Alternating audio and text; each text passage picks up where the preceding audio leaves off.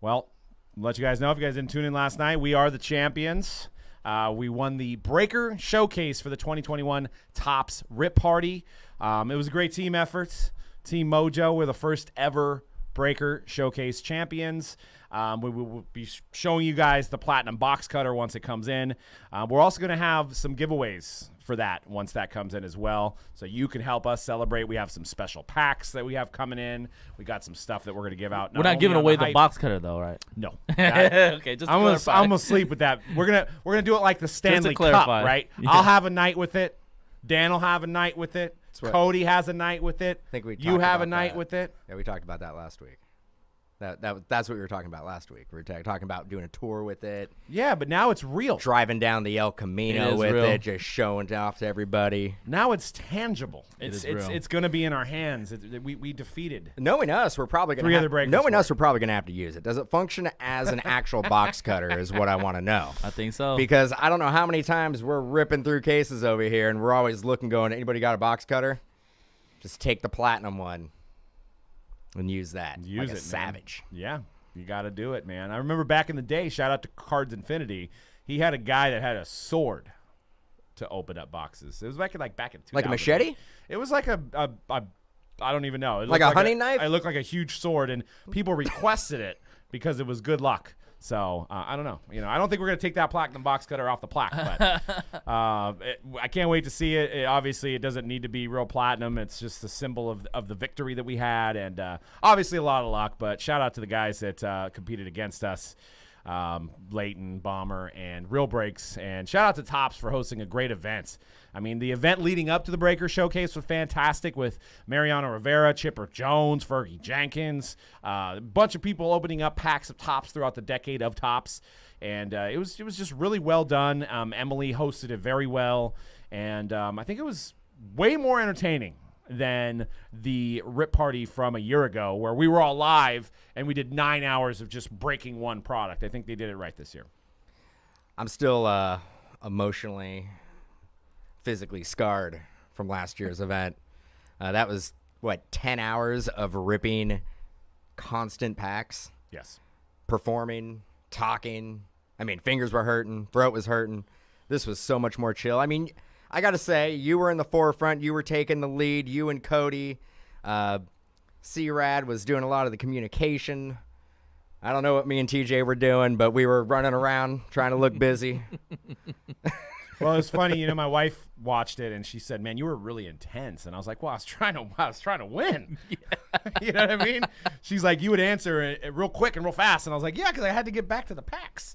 She was, and that's it was in the moment. You had to turn up the intensity level, and I know it was all for fun, but at the end of the day, you want to try to win. You play the game to win the game, right? So absolutely, you play to win the game. You play to win the game. But yeah, it was a great way to show off Topps' products. That was the main point of it for everybody else, was to show off their product and pull these cards, these new inserts, these through the years, all this stuff that they have in 2021 Series Topps, which is what we're going to talk about right now. We're going to talk about 2021 Topps, 70 years of baseball cards, which is insane to think about. 1951 is when they kicked it off. Now we're in 2021, 70 years later, and they have a lot of nice inserts that represent all those different years of Topps. You guys have ripped some. What do you think overall of this year compared to other years? Compare it to 1951. I remember it like it was yesterday. And when I was 22 in 1951. How old am I? Can I do math? You're 150 apparently. No, it was a great product. Love to throw back to the 86 design. You think of the 86 design, what card do you think of? C-Rad? Mark McGuire. Just kidding. Well, he's one of them. Oh, no. He would be a little bit. I think Jose Canseco. Okay. I think of that Just card. kidding. Mark McGuire is 84. My fault. My bad. It's 80, Jose 87, Canseco. 87 McGuire? Is it 87? Yeah. The USA card? No, that's 80. That's 84. No, that's 80. The USA card. Okay. Well, let's go ahead and stop the whole Anyways, show. Jose Let's Canseco. go home. That's the 6.5. No, I think of Canseco, the boxer, the great boxer. I mean, it's hard. I'm not a boxer myself, bro. I don't know if I can last 9 seconds, but 1985. It was 85. close. 1985. So we split the difference. 1985. But yeah, I think of that design. I think of Jose, the great Jose Canseco. 86 year was born. That was with the bat. I shoulda knew that. That was the bat on the shoulder. The other thing I liked about this, and I mean, it's the rookie class. I think we're gonna look back at this Series 1 and be like, this is one of the most loaded flagship rookie classes that we're gonna see. And I don't know. I mean, is it because of the odd season last year? Could have been.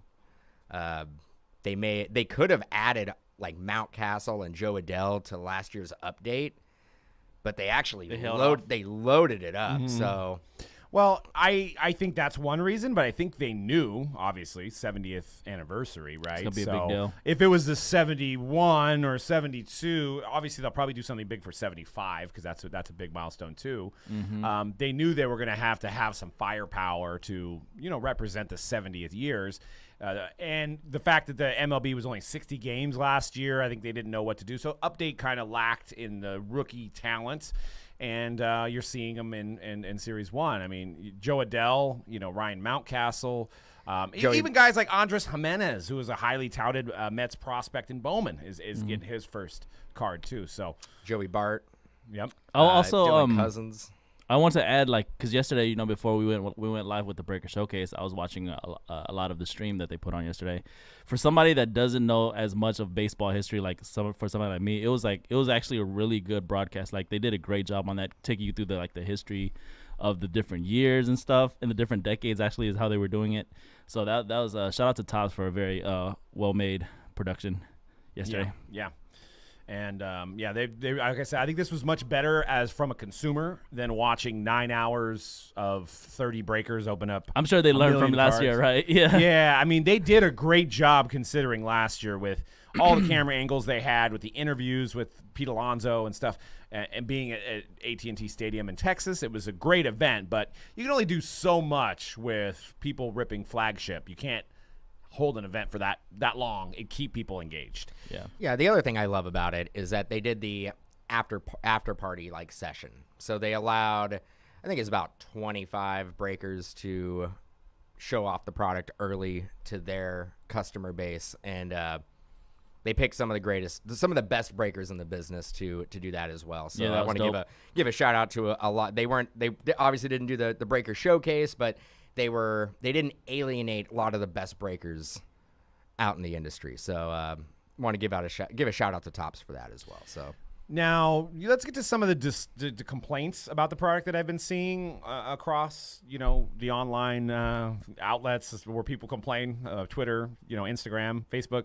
I think people were complaining about the size of the name on the base cards, which at first glance I kind of thought the same thing, but I think the way they did the photo with the bordering, I think that's the way they had to do the name. So I think after seeing it for a while, I'm okay with it. So I think it's one of those things at first glance you're like, the name is so small, but it really plays well into the being the full picture of the player and stuff like that. The other complaint I think would be the through the years, where they took, which they probably shouldn't do this again, is they took like a definitive card and they said through the years Shohei Ohtani, and it was a picture of Ohtani's auto definitive card. So it looks like at first glance when you pull it, it's an auto.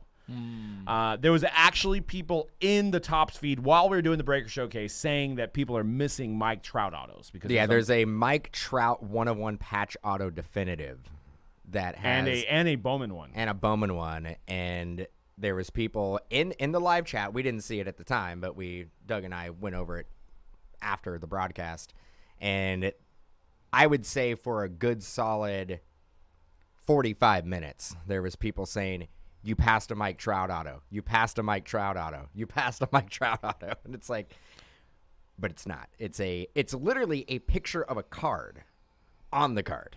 Yeah, and I get what they were doing. They were trying to show people that, like, maybe people that only collect base Tops, that like, hey, there's museum collection, there's definitive, there's tier 1. They're trying to showcase their other designs and the other products. Why wouldn't they want to do that?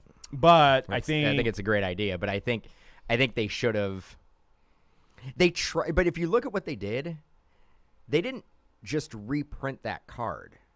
It's a picture of a card. It's a sell sheet photo. It's actually a mock-up. It's a mock-up. It's a mock-up, but my first one I pulled, I thought I got a Juan Soto auto. I was like, oh, it's not. It's a Ginter reprint. But they've done that before, though. They've done that, but usually they do through the years just a picture of a base card. That way you're kind of not mistaken that it's an auto. You're right. You're right. This year they actually showed some of their high-end products throughout the years with they had a Bo Bichette Chrome auto, right? So with the facsimile on the auto, I think it gets confusing, especially with the amount of new people that are coming into this hobby, right? So you think you got an auto. There's people listing on eBay. There's cards selling for way more than they should because these cards are common. And then people are thinking they're buying autos. And there's also people that are trying to sell them off as autos. So buyer beware on those. There's no definitive patch autos or triple threads patch autos in Series 1 2021. It's not there. So, yeah. But other than that, I mean, any other takeaways you guys have from 2021 Series 1? The only other complaint that I saw, and it's completely out of Topps' hands, is the fact that people were complaining that they were not going to see retail SKUs in their Target and Walmart. If you were noticing, Topps did something today that was great. I mean, they were selling it direct to consumer. Not great for us, but great for the collector for $80. $79.99 for a hobby box. Now, you can make an argument that the bots got to it. Yeah, there was a lot of complaining about. There's a lot of complaining about not being able, but that's the thing. Like, what do they do? Do they have like a lottery system? I mean, they've done it before with some of their products where you sign up for the lottery system and then they send you an email if you get in or not. If they roll something out at that price, maybe they should resort back to the lottery process, or limit one per ship to address. I think that's what they're doing, but bots can figure out how to have, figure out a way. Yeah, and I agree, John. Cheers, John. Real men do drink kombucha, or Fanta. Put tear on your chest, or Fanta strawberry soda, which is also very good. Nah, not real I like men. the orange one, but just gamers. Just gamers. Mountain Dew and Fanta. No, dude. If gamers drink Mountain Dew, the red. Code red. This is Code Code Red. Red right here. Code Red. It's true, man. It totally is. Totally is. You gotta get your caffeine when you're on air, right? You gotta get up. You gotta get up. And then C-Rad's got a Series 1 case after it. So I think he's got 15 of these. Yep. And he's got 15 to get through today. Loaded. For ready to go. Optic and Series 1 to right. get through. But yeah, so Series 1, I mean, I was pleasantly surprised at the amount of rookies that they got into the mix. You've got, I mean, we pulled a Nolan Ryan auto today, which was, unexpected. Out of the Chrome packs, the Chrome packs are actually loaded. I think I've pulled, in 6 cases, I think we've pulled like at least 4 autos. And John's saying in the chat as well, good point, because I know in previous years you were getting, at least last year, you would, in a jumbo pack, you would get a gold parallel numbered 2020. Yeah. Numbered to the year. This year, you're right. I think we were getting like one every other pack. Mm-hmm. So I don't think the checklist is any smaller, like the subject. So they probably did make some more. But again, Topps, their model is print to order. And if the orders come in, through the roof, they're probably going to make a little bit more than they did the previous year. Right. And I mean, if you have a local card store next to you and they don't carry this, that shocks me. Tell your local card store that if they don't, tell them to call me up and I'll give them a great price so that they can have it in their store. It should be available. That is a product that you need to have in your store. If you're selling cards, if you're a card store, you need to have that product in your store. Secondly, the people that are complaining about the Walmart and Target, it's funny because I look at it this way, and we were talking about this off air, is if you walked into Target and you saw 100 boxes of Series 1, you wouldn't buy it. But since you walk in there and they don't have it, you want it and you're pissed. The last 10 years, Series 1, always been available. It's always there. It's there every day. Go weeks, it'll be there. Still there. You can buy it whenever you want. Now, yes, the market's hot. People want cards. People want cards at $20. They want to buy a box for $20 to either flip it or hopefully they open it. Get a good rookie. Everybody wants it. Everybody's going there to buy it. Everybody's trying to get there early to buy it. But that increases the singles prices. That increases the overall hobby. So it's going to be hard to get. But like I said, if it was there, most of these people would not have this FOMO and they wouldn't buy it. They'd be on to something else. They would not be buying these boxes. So, Well, I mean, go back 4 years ago. You can go into any Target or Walmart and see Series 1, Series 2, or Update blasters, no problem. right. And in getting back to the card shop not having Topps flagship, it's like a Honda dealership not stocking Civics. Yeah. Not stocking Hondas. Well, You know? I mean, if you're a Honda dealership, you got to have Honda. But Like, it's like yeah, no it's like cars. it's like your number one seller. You're like, nah, I don't stock that. Civics, nah. I just do Elements. Yeah. That's it. RAV. No, it's Toyota. No, the Elements, the one with like the SUV with the plastic seats. Is that Yeah, It's Honda the Element. That's right. box-shaped one. the box shape? It's like I the, think. I the, don't know. I old, could the, be- old, the old Scion AB or XP. I don't think they look. make Element anymore, bro. Whatever, man.